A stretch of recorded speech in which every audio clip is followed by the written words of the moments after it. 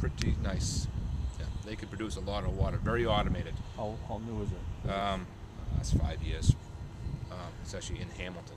How much did it cost? I don't know the value of it. One for us. I don't think it'd be unreasonable to anticipate a total cost of 30 to 40 million dollars, because it's not just building a building. It's not just having new filters or new chemical feeds. It's how do we get the raw water.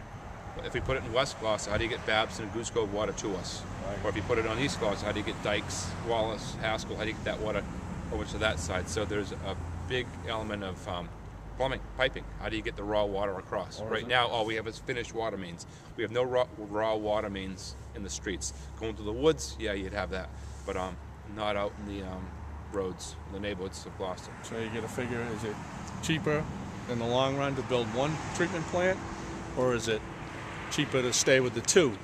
And I think one long term, one on the island and one off the island. Long term, one is the more efficient facility.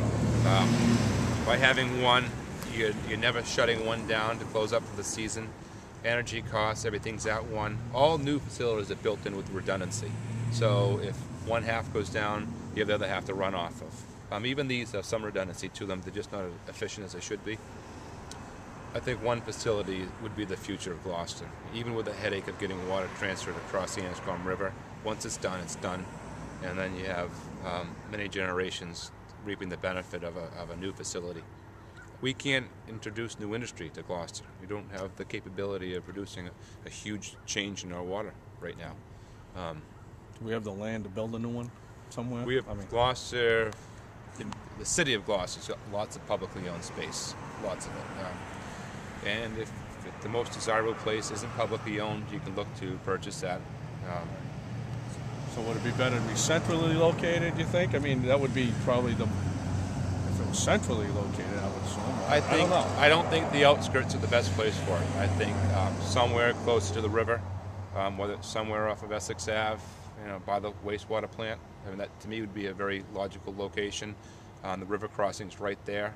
So if you had to come from East Gloucester to West Gloucester, you're not going all the way to West Gloucester. You're just crossing the river right there. Right.